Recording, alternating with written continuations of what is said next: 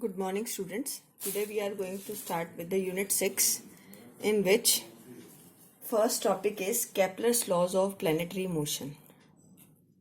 This time it is not in your syllabus, but I am discussing only laws. Kepler's laws of planetary motion.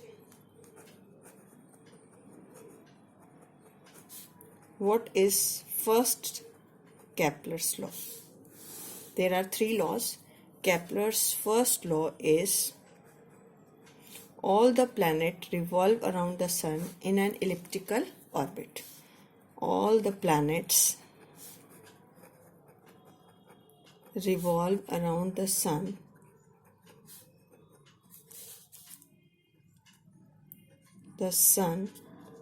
in an elliptical orbit, where sun is situated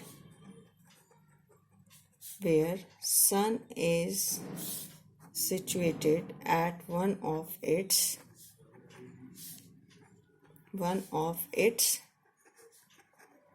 foci. Right, student? So this is the elliptical path, right? So now there are two axes. One is said to be major. This is said to be major axis of ellipse. ये आप maths में पढ़ोगे भी. This is said to be minor axis, जो छोटा है, right? Minor axis.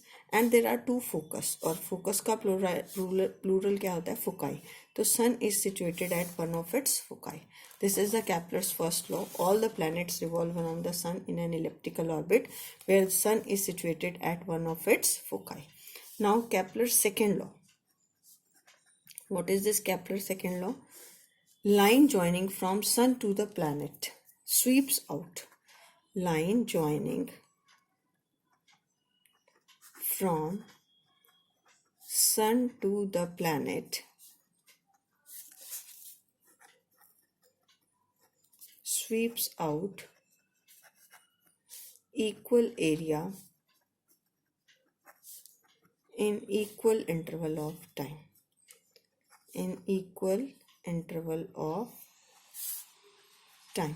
That is, aerial velocity is constant. Aerial velocity of planet is constant. ये क्या है आपकी aerial velocity, right? What does it mean? Means when the planet is revolving around the sun in an elliptical orbit, let us suppose at any time it is at this point P1. In time delta t it reaches to point P2. So what is the area it covers? It covers this area in time delta t. Now at any instant, let us suppose it is at P3, and in delta time it reaches to, you can say this is t time, this is t plus delta t. Now at time t it is at P3, and at time t plus delta t it is at P4. So what is the time interval? Delta t. So what is the area swept? This one. So area swept is same in equal interval of time. So you can write area covered in SP1 P2 must be equal to area SP3 P4. Right, students? So area swept by the particle in equal interval of time is same. Now Kepler's third law. What is this Kepler's third law? It is the law of, second law is the law of area. You can say it is the law of area, and this is the law of time period.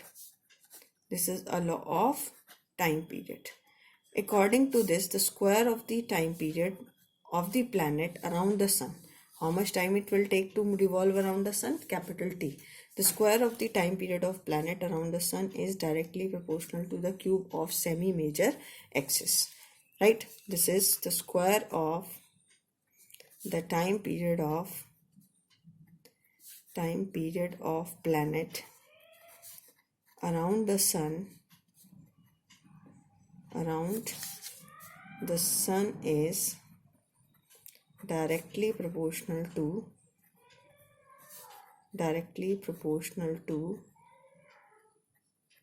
cube of semi-major, semi मतलब major axis का आप क्या कर दो half, ये major axis है तो इसका हाफ कर दो तो ये क्या बन जाएगा, semi major axis. T square is directly proportional to R cube, right student. But for our own solving the problem, for solving the problem we consider that planet revolves in circular orbits. कौन सी orbits में revolve करते हैं, circular orbits में, ठीक है, elliptical orbits में नहीं, circular orbits में. Is it clear? So these are the Kepler's laws of planetary motion. Law of time period, law of area, and this is the Kepler's first law. Now I am discussing second, gravitation. This is page 1. Gravitation. अब हम discuss करेंगे gravitation. क्या है ये gravitation? Gravitation is the name given to the force present between. It is the force, gravitation, it is the force present between any two bodies of this universe. Any two bodies of this universe. इस universe की हर two bodies में क्या exert हो रहा है force of. It is the force present between any two bodies of this universe. And the magnitude of this force was given by Newton's. So, Newton's law of gravitation. क्या है ये Newton's law of gravitation? According to this law, if these are the two masses, m1 and m2, these are separated by the distance r. You have to take the distance from the center of the two bodies. The force of attraction present between them is directly proportional to the product of the two masses. It is inversely proportional to the square of the distance. Distances you have to take from center. If you combine these two, F is directly proportional to m1 into m2 divided by r square. And if you remove the proportionality sign, you will get G. What is G? G is universal gravitational constant. Universal gravitational constant. And its value is fixed in the space. हर जगह इसकी value same है.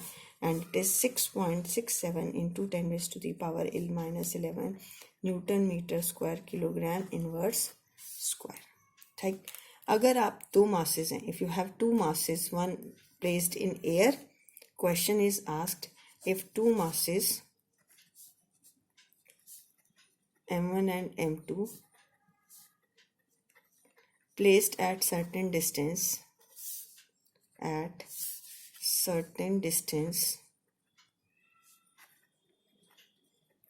in air, then in water, and then in water, what is capital G?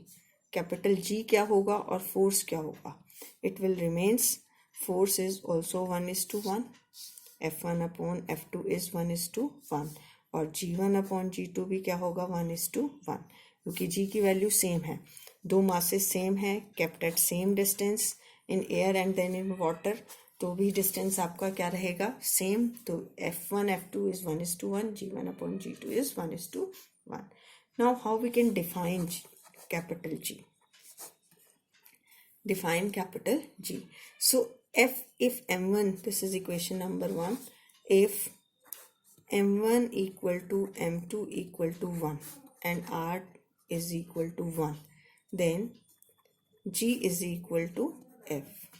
Means universal gravitational force constant is equal to the force of attraction present between the two bodies of unit mass when they are placed at a unit distance. So you can write it by yourself.